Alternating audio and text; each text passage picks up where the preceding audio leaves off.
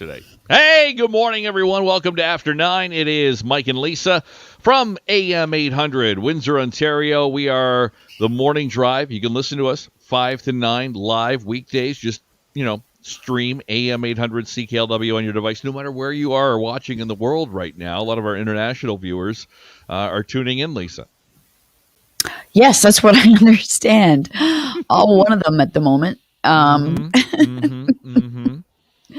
We have to wait until more people join before we get into our conversation. Come on, everyone. Come on in. The water's fine. We're underway, nicely underway. A lot of big day of sports. We talked about it on the show. Euro 2020, Lisa. You got your Spains and your Italians going at it this afternoon at 3. 3 o'clock. Yes. And, while I'm sure we have a good number of residents supporting both teams, I would imagine the Italians outweigh the Spaniards as far as fans in this area. So I'm going to say go Italy. Not even close. Is there even a Spanish community in Windsor, Essex? People that have migrated from Spain? I'm sure. Zero. No. There are communities from all over the world that find themselves together in our community. Oh, okay. Guaranteed. They're together. You know what my dad used to do? You going to watch today? You're going to watch the big match? Yeah, I might actually. Might do that. I'm going to throw it on, see if I can get into it a little bit. Yeah, I think you should. Well, my suggestion earlier was that you go down to Erie Street and you find yourself a patio and you sit down and you say, okay, what's the big deal? And then you come away a few hours later understanding the game. I don't know if I want to sit on a patio during this heat warning in 90-degree heat today. There are some covered patios. They have some umbrellas that you would appreciate. Okay. Yes, go Habs too. Absolutely. Yeah, big win last night with the overtime win, 3-2. Stay alive, stave off elimination in the Stanley Cup Finals. So we'll see what happens tomorrow night. I know it's in Game 5. I know it's very unlikely, but could you imagine? If they came back from being down 3-0 in the series to win the Stanley Cup? Would that not be like one of the biggest stories ever in hockey? Oh, it would, absolutely. I mean, it is so rare in sports, and the one I remember most recently, the Red Sox were down to the Yankees 3-0, came back and won the series in 7 games 4-3, and that's like the first time it ever happened in baseball, like in a million years. Got to happen sometime. Yeah, absolutely. So we'll see. Cheryl says, did Florida, be the Lightning, throw the game to bring it back to Tampa for Game 5 so you can win on home ice? I won't lie and say it didn't cross my mind, Cheryl. I don't know. I bring that up to Craig all the time. I always say, like, they should lose on purpose so that they win at home. And he's like, they don't care. They want to win the cup. This is the Stanley Cup. There's no going back and forth like, well, let's throw the game. I said, but are they trying their hardest? Really? Maybe there's something in there in their subconscious that they think, right? They're not saying that to themselves, but it's up there. It's up there in their brains, knowing they're going back to Florida for Game 5 and can win it in front of their home fans. Right. Exactly. Mm-hmm. Shade said it only happened 4 times in history. Really? In hockey? Somebody came back from 3-0? Well, we're due for another.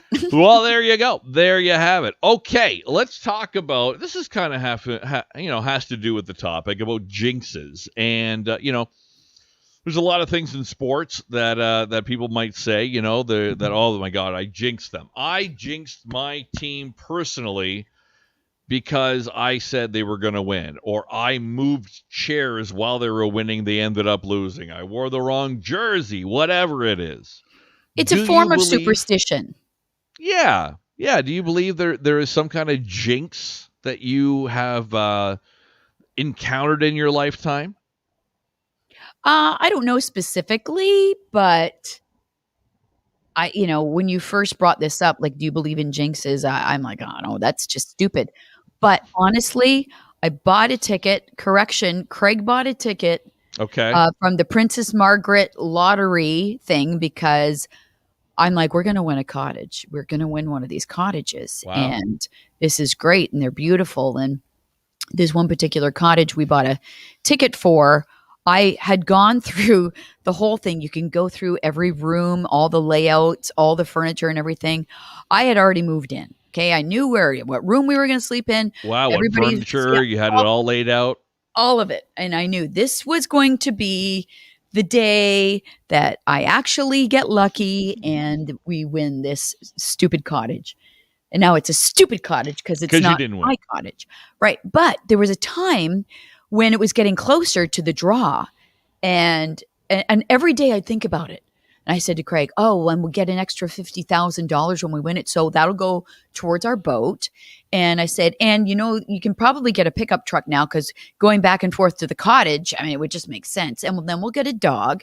And then like all of this stuff I had planned out. Wow. This was very planned out. Yeah. But it was fun. Like it gave me something like to like fantasize about every day.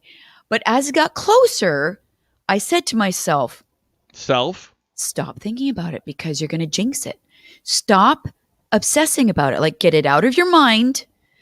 Get it out of your mind so that when they call you to tell you that you've won, you'll be genuinely surprised. Yeah. Because, to sit there on the day of the draw and think, I can't wait for my phone to ring, it's not going to happen.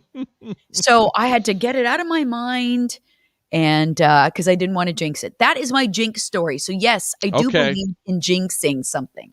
Okay, I do too. And I did last week. And you know about this one when I bring it up. Hang on one second. Jonathan, you joined us late. We already talked about it. Thank you. Late to the game. We had a great conversation about it. You after this is live, go back. You can rewind and watch the beginning. We talked all about the big match today. So you know about this jinx, and it has to do with my migraines and my headaches. And I was telling people last week on the show that I've been going for Botox for my treatments and how my headaches have been better. When I get them, they're not as severe. I don't get them as much, and things are going wonderfully. Well, guess what hit on, what was it? Sunday night. Massive migraine, worst one I've had in months and months, and boom, it hit. And I thought to myself as I was like dying that, oh my God, I did this to myself. I was saying last week how well it's been going, how well the Botox has been working, how I haven't had headaches. Jinxed it. Boom. There you go.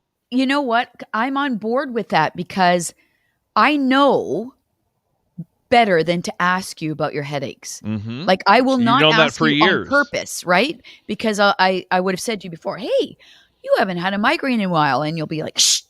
Yeah, what do I usually do? Talk about it. Yes, right. I'm like, oh my gosh, I'm so sorry. I won't talk about it anymore. Yeah. So I know not to do that, and you should have known better too. I should have, but I wanted to give information about the Botox and how well it's working to the audience. So I'm blaming the audience for my migraine to make me talk about this. So I will no longer be talking about any migraine headache treatments I'm going through. If anybody asks, you'll get the original answer I gave Lisa when she asked.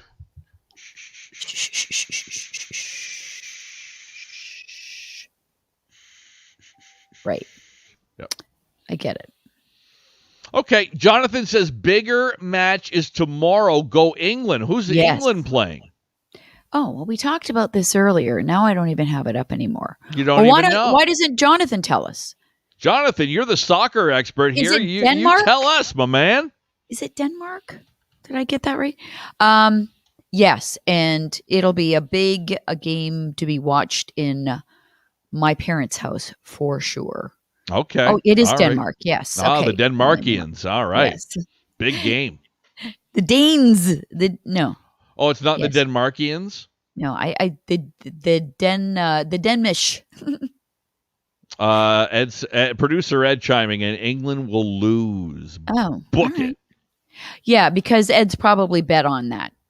Oh, Ed, you're jinxing it by talking about it. Don't talk about it. That's it. The Danish Danes. Anne wants to know how Lulu is. Well, you can see for yourself. There she is. You see half her body? Oh, there she is. Lying behind me. What a life, eh?